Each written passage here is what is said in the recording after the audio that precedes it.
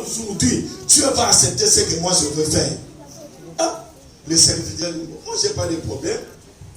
Prends le pain. David dit, j'en ai besoin. Donnez-moi 5 pains. On donne à David 5 pains. David a pris les 5 pains. Il en mangea. Il n'était pas mort.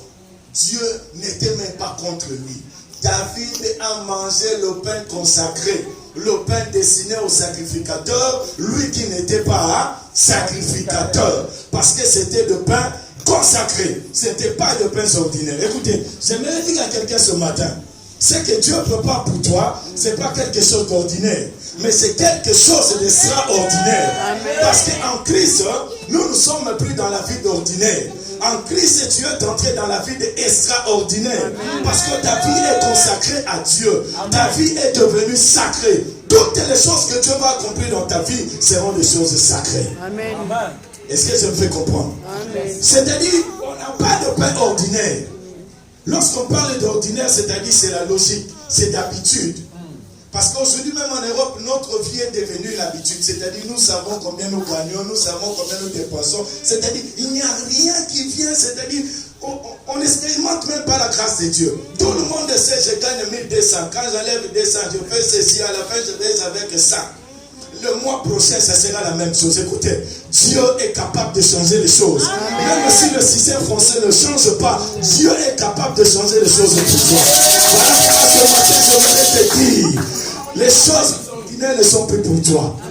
Ouais, ça là, mais la rabatouillon se boit. Toi, tu n'es pas bateau. Non.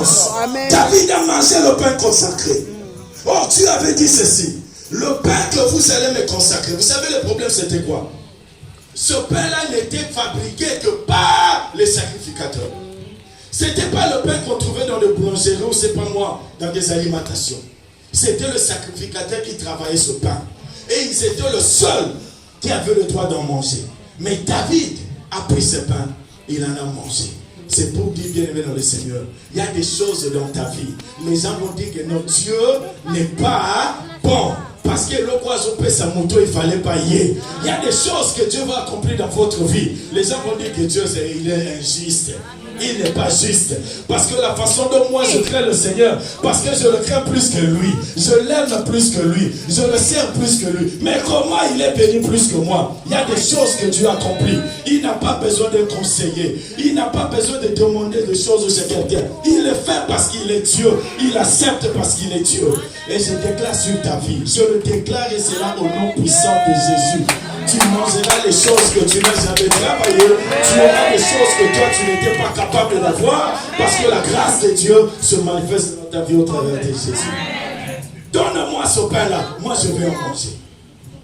Et aujourd'hui, si c'est un crime, aujourd'hui, ça ne sera plus un crime. Parce que c'est moi, David, qui en mange. Écoutez, peuple de Dieu. En Christ bien-aimé, nous avons reçu grâce sur grâce. En Jésus-Christ, ma vie n'est plus ordinaire. Voilà pourquoi quand tu marches toi-même, il faut te donner des honneurs. Moi, je ne comprends pas un enfant de Dieu. Au moins, moi, c'est un Dieu de vous allez respecter Yaya. Il y a banano yosa. Je ne sais pas. Il y a des gens que moi, je ne comprends jamais. Il est frère en Christ. J'ai dit bien frère, hein? En Christ, c'est-à-dire Christ est en lui. Christ est en lui. Mazouloula. Oh Dieu, ça va toi? Tu n'es pas. Écoutez, c'est comme si tu oublies qui tu es. Non, bien aimé. Tu es extraordinaire. Un homme extraordinaire ne passe pas de temps dans des choses ordinaires. Ne faites pas tout ce que les autres font parce que tu n'es pas les autres. Est-ce que je me fais comprendre? Les choses ordinaires, laissez ça aux gens. Hein? Ordinaire. Toi, tu n'es pas ordinaire, Yaya. Tu n'es pas ordinaire. Même si tu as les 2 pieds comme les autres, tu as 2 yeux, tu as une bouche comme les autres. Mais en toi, lorsque Satan même te regarde, il voit que toi, tu n'es pas ordinaire. Mais pourquoi? Satan lui-même te dit que tu n'es pas ordinaire. Mais toi, tu te fais ordinaire. Tu veux que les choses passent dans ta vie comme tout le monde. Non, toi tu es toi. Le Christ qui est dans ta vie te fera manger ce que tu n'as pas le droit de manger. Amen. Cela veut dire quoi? Dieu ne va plus te donner l'ordinaire.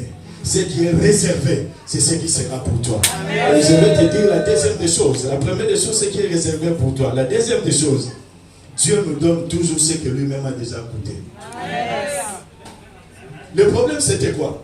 Lorsqu'on amenait ce pain devant le Seigneur, la Bible nous apprend, ce pain restait pendant 7 jours. On le mettait chaud sur la table, dans le lieu très saint. Quand ici sur la table, on séparait 6 pains à gauche, 6 pains à droite, devant le Seigneur. Et lorsque Dieu ressentait le